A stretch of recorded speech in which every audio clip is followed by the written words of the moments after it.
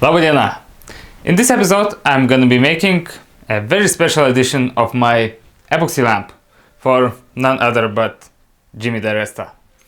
It's gonna be quite a long video, so I guess let's jump right in. So I had Jimmy's ice pick and then I needed some sort of a theme, something to put in the casting apart from the ice pick itself. And I had a couple of constraints at this point. The main one being that the material had to be porous. It had to contain at least a little bit of air for those lovely bubbles to form afterwards. And the second constraint was that the item had to be small enough to fit into the box, or at least rigid enough so I would be able to shape it and make it fit into the box. I found a piece of rotten oak, so it has all the properties I was looking for. I was able to shape it and it had plenty of air trapped inside. And then I've started experimenting with some walnuts. I found that these work really well on the ice pick because I didn't even have to use any glue to make them stay in one place. They just stuck on the ice pick by themselves. And I've used some CA glue and activator to form some movement by gluing some shell pieces and creating like a stop motion effect, if you will. Once I was satisfied with the composition, I cleaned up the workplace and started preparing the epoxy for the pour. By the way, that plywood box is prefabricated from my previous pours, and that's a very simplistic design, just some phenolic coated plywood coated with phenolic film, and all the joints are sealed with some silicone, so it's a very cheap design, and I don't have to worry about breaking one and costing me too much. Anyhow, this process is self-explanatory. It's just mixing two components of the epoxy, adding some tint, because as you can see, epoxy is already a bit yellowish, and it tends to yellow over time, no matter what. It doesn't really matter if it says that it has the UV filter or not. So adding a little bit of tint just tricks the eye and hides this flaw of the epoxy. Anyhow, as you can see, I've degassed the epoxy so it's crystal clear without any bubbles. I slowly poured it into the casting and left it overnight. Technically, this epoxy should cure in 3 days, but like I mentioned, it cured overnight, and that's because it overheated and created those lovely bubbles I was looking for. So in general, it shouldn't be applied this way because it probably loses some of its strength properties, but it doesn't really matter because it's an art project, not like technical use of the epoxy. Well, I digressed a bit. Anyhow, what I'm doing now is sanding off the edges. I'm removing any kind of mold release residue and opening up all of the voids formed by the edges of the casting, because I had no opportunity to control the bubble formation, and usually some of those bubbles form at the edge of the casting, and you have no other choice but to open these up and let the new epoxy flow in. And you probably already guessed it, that I will be making one more pour over the top of this casting to make it look shiny, even and uniform. And here's the perfect timing to add all of the extra features. Now I'm gluing a very slim section of square tubing, just so the magnets of the base would have something to grab onto. And it was the perfect time to add the sticker with my logo, so it will be embedded into this whole casting. At this point I had a bit of a trouble because I didn't know the exact location where the ice pick handle protrudes through the casting, and I had to create a hole in the silicone mold. So I used this old trick with the masking tape, and yeah, it works every single time. The location of the hole was clear, so I used the punch to create a straight hole, and then I had to open it up a bit because the handle is coming at the angle, and straight hole wouldn't have worked. And with a bit of testing I managed to adapt the silicone mold, and of course I had to create another hole through this plywood box which holds the shape of the silicone. By the way, that silicone mold was the very first one I created for this epoxy lamp collection. It had a lot of flaws, so I decided to sacrifice it for this project. And that sketchy contraption on top is with some neodymium magnets, and it holds the whole casting suspended in the silicone mold, so the epoxy would be able to flow all around the casting.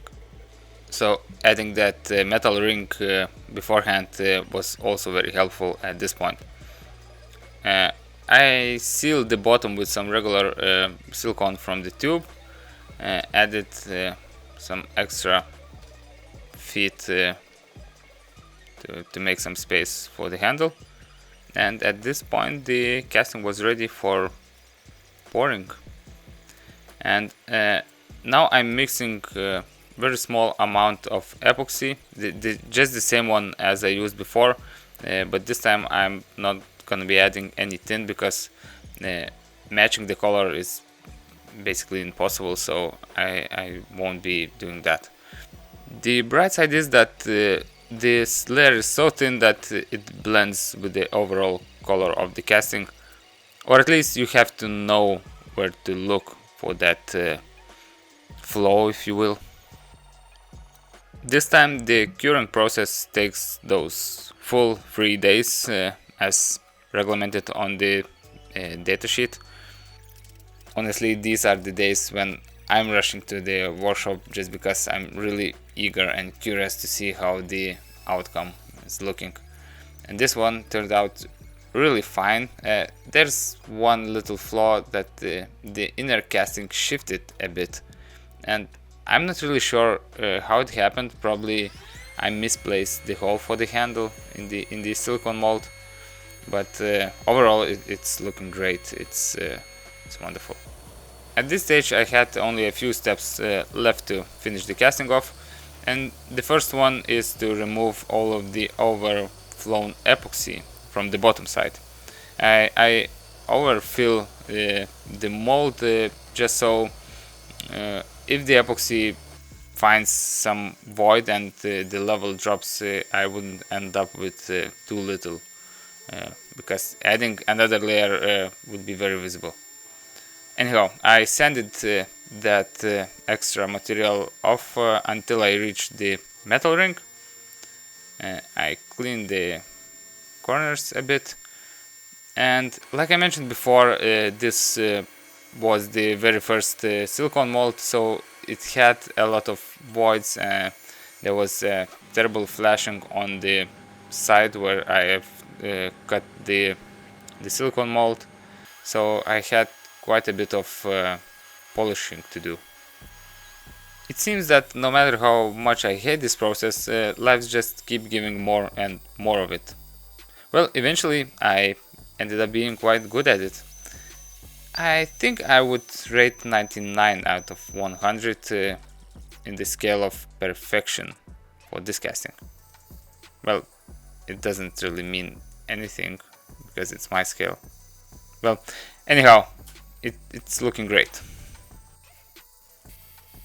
There was one last problem to tackle, which was the color of the handle, or I should say the difference between the colors, because the color inside the casting was clear without any oxide layer, and on the outside the handle already oxidized and looked darker and not even, and I didn't like that appearance, so I decided to sand the oxide layer off and immediately coat it with some spray lacquer to prevent any further oxidation.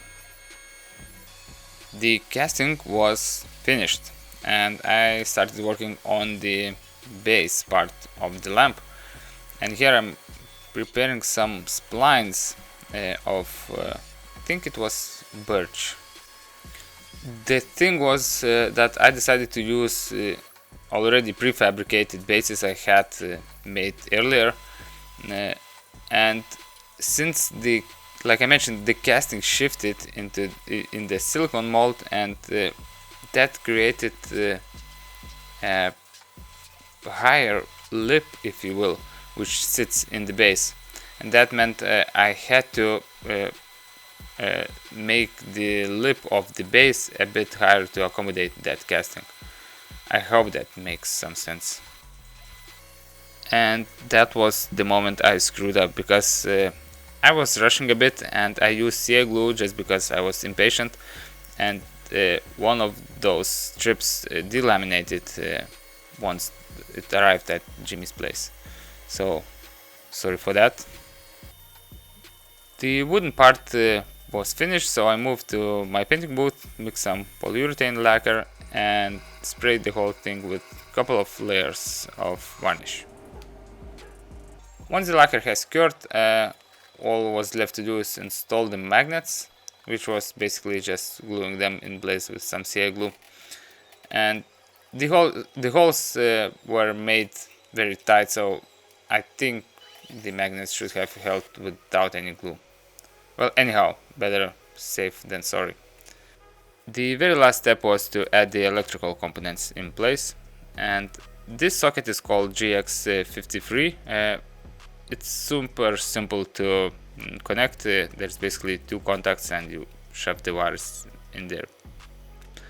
And now I'm using some hot glue to secure the socket in the base, but I did a bit of testing, and once the bulb heated up, the hot glue loosened a bit and I didn't like that, so I removed it and replaced the hot glue with some CA glue.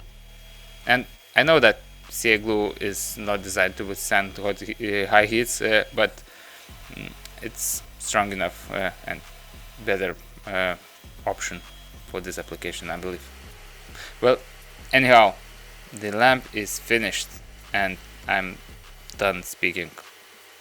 Sincerely thank you for being with me, and I hope to see you on the next video.